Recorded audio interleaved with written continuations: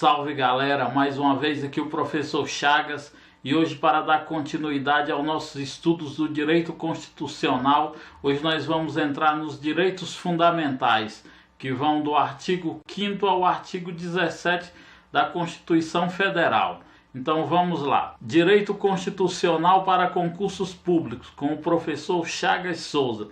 Você pode estar me acompanhando nas redes sociais através do canal A Ciência para Aprovação no YouTube, no Facebook, o professor Chagas Souza, no Blogspot, o professorchagas.39@blogspot.com, no Instagram, Chagas9179 e pelo WhatsApp 995240215.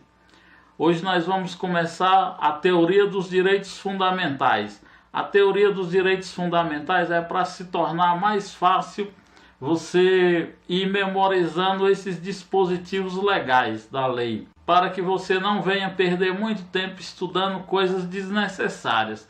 Então nós vamos no ponto certo para você poder estudar só aquilo que realmente vai cair na sua prova. Então nós vamos estudar os direitos individuais, os direitos sociais, os direitos de nacionalidades, os direitos políticos, os partidos políticos. Nós vamos começar entendendo os tratados internacionais, a força normativa, como que esses tratados são emendados à Constituição com a mesma força normativa da Constituição, sendo que a Constituição está no ápice da pirâmide da hierarquia das normas.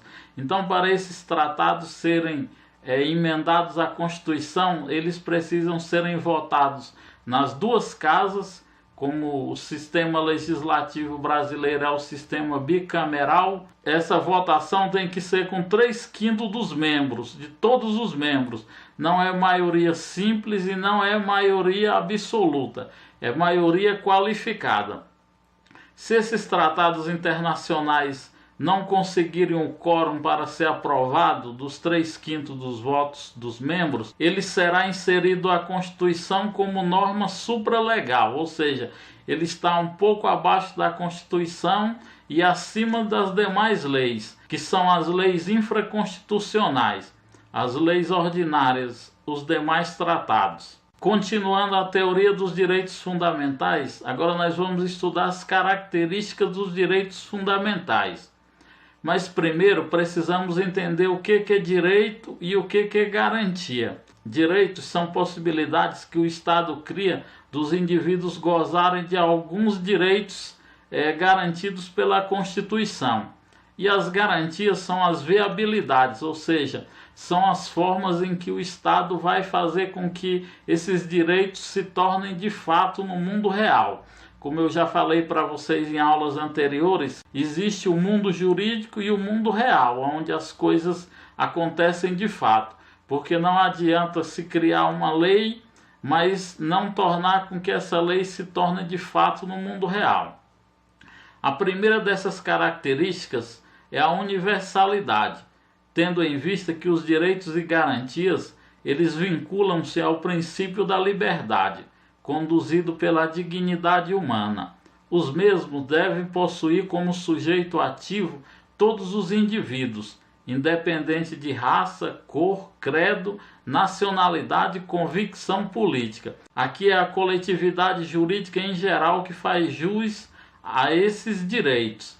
Mas existem alguns direitos que pertencem a um determinado grupo. Nós podemos citar aqui o direito de greve. Quem tem direito a fazer greve? Somente aqueles que trabalham. Toda regra há uma exceção. Os direitos, eles não são absolutos. Todo direito há uma exceção, uma regra. Existe sempre uma exceção para aperfeiçoar esse direito. A segunda característica é a imprescritibilidade. Podemos afirmar que os direitos fundamentais não se perdem no tempo. Eles não prescrevem, uma vez que são sempre exercíveis e exercidos, não sendo perdido pela falta de uso. Nenhum direito é absoluto, como eu falei anteriormente. Eles podem ser restringidos em alguns momentos. Um exemplo é o uso capião. Por exemplo, você se apossa de uma propriedade. Se durante 15 anos morando naquela propriedade ininterruptamente, ninguém nunca acionou a justiça para tomar essas terras de volta, o Poder Judiciário vai te dar a posse sobre essas terras, porque ninguém reivindicou a posse delas. Então é imprescritível, mas em determinados momentos eles podem ser restringidos. A terceira característica é a indivisibilidade. Sob esse prisma, podemos afirmar que tais direitos compõem um único conjunto de direitos, uma vez que eles não podem ser analisados de maneira isolada, separada. O desrespeito de um deles constitui a violação de todos ao mesmo tempo. Então, nós não podemos analisar um direito isoladamente, porque eles compõem um rol. Esse rol dos direitos fundamentais, ele é um rol exemplificativo, ou seja, ele não é um rol taxativo. Por quê? Porque os direitos fundamentais eles estão espalhados por toda a Constituição, em algumas outras leis e até mesmo em tratados internacionais. Então, a quarta característica, a inalienabilidade, ou seja, tal direito, por não possuírem conteúdos econômico, patrimonial, eles são intransferíveis, inegociáveis e indisponíveis, estando sempre fora do comércio ou da autonomia privada. Um exemplo são os órgãos. No Brasil, a nossa legislação não permite a venda de órgãos, porém você pode doá-los. Por quê? Ele faz parte do seu corpo, que fazendo parte do seu corpo, ele é indispensável para a sua vida, para a sua dignidade humana. Então, esses órgãos eles não podem serem vendidos, mas esses órgãos eles podem serem doados, baseados no princípio da solidariedade. Você pode doar um órgão para um parente, um amigo ou uma pessoa qualquer que você queira fazer isso, porém vendê-lo nunca. E a quinta característica é a historicidade. Os direitos fundamentais, eles não nasceram de uma única vez. Eles são fruto de uma evolução e desenvolvimento histórico e cultural. Eles nasceram com o cristianismo e passaram por diversas revoluções, chegando até os dias atuais, segundo Norberto Bobbio. Como podemos perceber, os direitos fundamentais eles foram conquistados ao longo do tempo. Eles não nasceram de uma única vez. Foi preciso muitas guerras, muito derramamento de sangue para conseguirmos o que temos nos dias de hoje. A sexta característica é a irrenunciabilidade. Tal característica nos apresenta situação em que, regra geral, direitos fundamentais não podem ser renunciados pelo seu titular. Ou seja, como eu falei, toda regra há uma exceção. O STF ele já pacificou esse entendimento sobre a irrenunciabilidade. Ele já falou que em caso de reality show, a pessoa pode abrir mão da sua intimidade e da sua privacidade. Quando ela assina ali o contrato com a emissora de televisão, ela abre mão da sua intimidade e da sua privacidade. E a sétima característica é a vedação ao retrocesso. Os direitos fundamentais eles não podem ser objeto de retrocesso, ou seja, eles não admitem o retrocesso visando sua limitação ou diminuição. Ou seja, como os direitos fundamentais eles são cláusulas pétreas, eles não podem serem abolidos ou diminuídos, mas eles podem ser modificados para aperfeiçoá-los, para melhorá-los. Com o passar do tempo é preciso que as leis sejam atualizadas para que elas possam fazer valer no tempo e nos dias em que aquele fato está acontecendo. E agora nós vamos estudar as gerações e as dimensões dos direitos fundamentais. Os direitos fundamentais, como eu já falei, eles não nasceram de uma única vez. Eles são frutos de uma evolução histórica e cultural, de uma revolução. Os direitos fundamentais, eles nasceram em 1215, assinado pelo rei João Sem Terra. Naquela época, o rei João Sem Terra era um rei sem muita expressão política. Quando ele teve o seu reino ameaçado, devido aos súditos estarem querendo fazer uma revolução, e ele chamou os representantes dos povos para negociar, porque ele estava taxando o povo com altíssimas cargas tributárias. Então ele falou que ia reduzir esses impostos. Mas o povo falou, olha, nós não queremos só verbalmente, nós queremos que esses direitos eles sejam por escrito. Então o rei João Sem Terra assinou a Carta Magna Inglesa e deu esses direitos ao homem, o direito à propriedade, o direito à liberdade e vários outros direitos a qual anteriormente os homens não tinham. Então o povo passou a ter direito e o Estado passou a se encolher. Então, com o passar do tempo, os homens foram conquistando os outros direitos. E a primeira característica desse direito é a liberdade, né, que é o centro de tudo.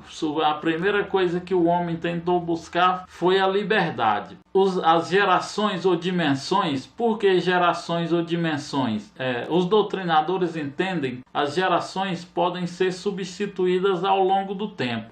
Já as dimensões, ela vai aglomerando todos os direitos e formando um só rol, como foi os direitos fundamentais ao longo do tempo. Então, a liberdade foi o ponto de partida de conquista dos homens. As 3 primeiras dimensões de direitos fundamentais organizadas por Karel Vazak, o jurista tcheco, eles seguiram os lemas da Revolução Francesa: liberdade, igualdade e fraternidade. Liberté, igualité e fraternité. Então, a primeira dessas gerações é os direitos individuais da pessoa. Elas são prestações negativas, ou seja, aqui o indivíduo quer que o Estado intervenha o mínimo possível em sua vida. Essas prestações negativas são relacionadas aos direitos civis e aos direitos políticos. Já a igualdade são direitos sociais, são prestações positivas. Aqui já o indivíduo quer que o Estado lhe proporcione o mínimo existencial para a sua sobrevivência e para a dignidade humana. Os direitos sociais, culturais e econômicos, ou seja, educação, saúde, trabalho, tudo que dignifique a pessoa humana. Já a fraternidade, baseado no princípio da solidariedade, ele é o direito coletivo, é o direito ao meio ambiente, ao progresso da humanidade e assim por diante. Quanto à 4ª dimensão, há uma grande controvérsia entre os doutrinadores. Para Norberto Bobbio, a 4ª dimensão está relacionada à engenharia genética, à manipulação de células-tronco, à reprodução in vitro, assim por diante. Já para Paulo Bonavides, a globalização está ligada à globalização política, à democracia, à informação. E existe alguns doutrinadores que dizem que existe a 5ª dimensão dos direitos fundamentais. Para Paulo Bonavides, a 5ª geração dos direitos fundamentais é a paz. E ela é tão ampla que é preciso uma geração por inteiro só para explicar a paz. Então, galera, essa foi nossa 8ª aula de Direito Constitucional dentro do tema Direitos Fundamentais. Se você já é inscrito aqui no nosso canal, deixa o seu like, deixa o seu joinha, deixa o seu comentário, que eu terei o maior prazer de respondê-lo. E, como eu falo sempre, foco, fé e determinação, que você vai alcançar o seu cargo público. Um abraço do professor Chagas e fiquem todos com Deus. Valeu!